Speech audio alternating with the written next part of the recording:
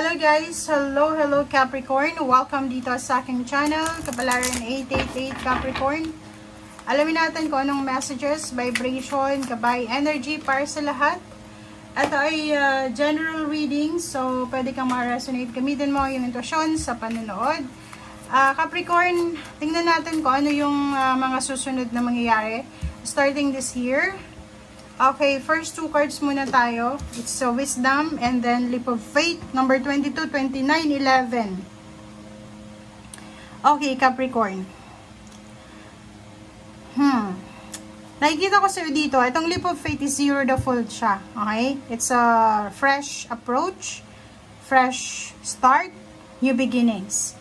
So, sinasabi sa'yo dito na nasa balance ka. Decision making. So, sinasabi dyan na kung ano man tong pagsisimula, kung ano man tong new beginnings, kung ano man tong pagsisimula, ang posibleng plano mong gawin is either yung iba sa inyo gustong mag-aral ulit, yung iba sa inyo gustong magsimulang yung mga hobbies nila, or matutong matuto sa mga music, arts, or anything. Nawala ako bigla doon na. Or anything na matututunan mo, sinasabi ng baraha dito, huwag kang matakot. Okay? Huwag kang matakot, gawin mo kung ano tong naiisip mo na pwede mong simulan. Kasi minsan, alam mo ba, yung mga hobbies natin, pwede natin pagkakitaan yan. Since high-tech na ngayon, internet, pwedeng magamit mo yung, halimbawa, magaling kang mag-draw, magaling kang kumanta, di ba? So, yun. So, hindi pa huli ang lahat. Wala yan sa edad. Wala yan sa status sa buhay. If gusto mong magsimula, magsimula ka.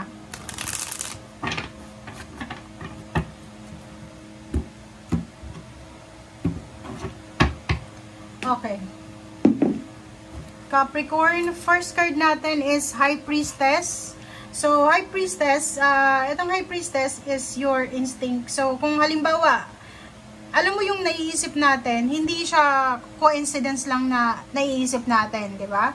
Minsan, may mga spiritual helpers tayo, guys, and angels na talagang inilalagay niya yon sa isip natin para maisip natin yun. So, makinig ka sa sinasabi ng intuition mo, ng puso mo, kung talagang gusto mong matuto.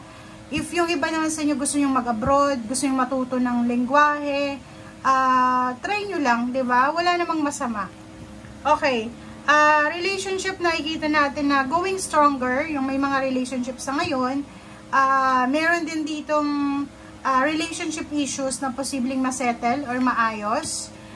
Meron ditong mga bagong relationship na papasok sa buhay mo. If ever man na single ka or looking for a relationship, marami ditong papasok sa buhay mo na mag-offer ng relationship or even friendship. Okay? Nakikita natin yung money, lump sum of money, inheritance. Pwedeng may binibenta kang bahay, may binibenta kang sasakyan, or posibleng mananalo ka sa loto, or kung ano man tong family inheritance or familial wealth na posibleng makuha mo. Okay? Next card natin is King of Pentacles. So, if ikaw ay lalaki na Capricorn, pwede kang ma-promote sa trabaho, pwedeng tumaas yung posisyon mo sa trabaho, pwede din na ikaw yung bigyan ng parang rights ng pamilya para mag-manage ng family wealth or kung ano pa man. Nakikita ko siya dito na yung King of Pentacles is masaya ka.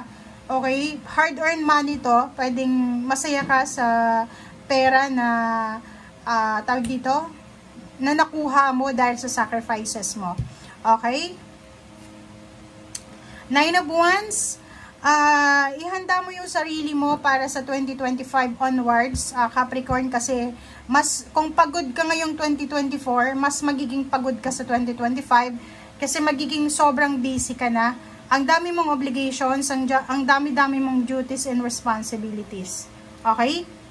Three of Pentacles, nakikita ko na if you're planning to open or launch a business sa 2025 or 2026 or 27, yan yung rason kung bakit ka mapapagod, kasi nakafocus ka sa business mo or nakafocus ka sa teamwork or nakafocus ka sa partnership na yan. Okay?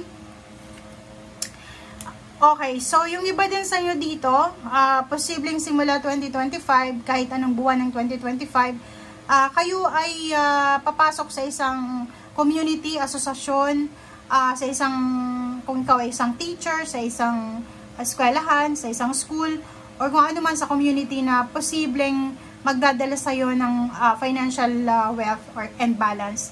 May mga iba sa inyo ditong magkakaroon ng investment, parang ganon. So, pipirma ka ng kontrata, partnership sa trabaho, sa negosyo, or pwedeng sa pagpapakasal.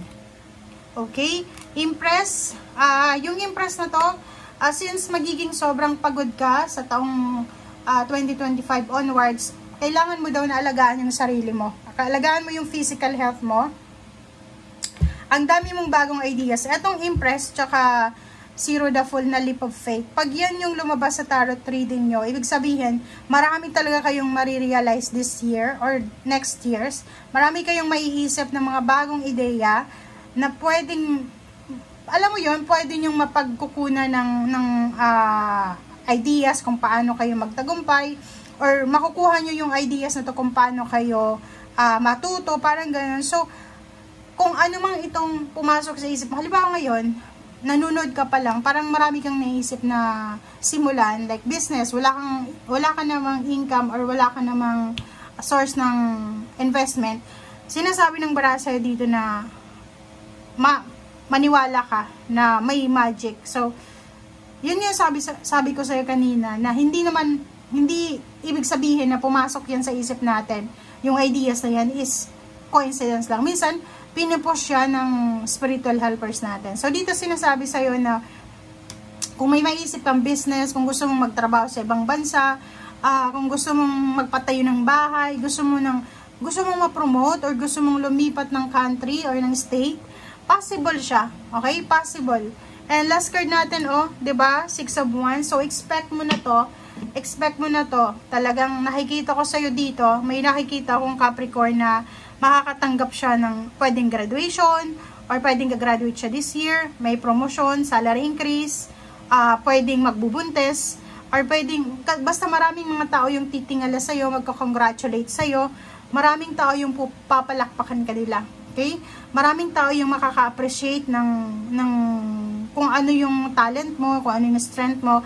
Maraming mga tao yung magiging masaya, magiging sobrang happy. Maraming tao yung sobrang parang magiging kanila, idol, parang ganun. Parang iisipin nila na gusto kong maging katulad ni Capricorn na dati sa Pilipinas lang siya, tas ngayon nasa ibang bansa na. Dati wala naman siyang bahay, tas ngayon may bahay na siya. Dati wala pa siyang anak, pero ngayon may anak na, parang ganun. So, maraming mag-idolize sa'yo, maraming hahanga sa'yo. Okay? Thank you guys for watching. Bye!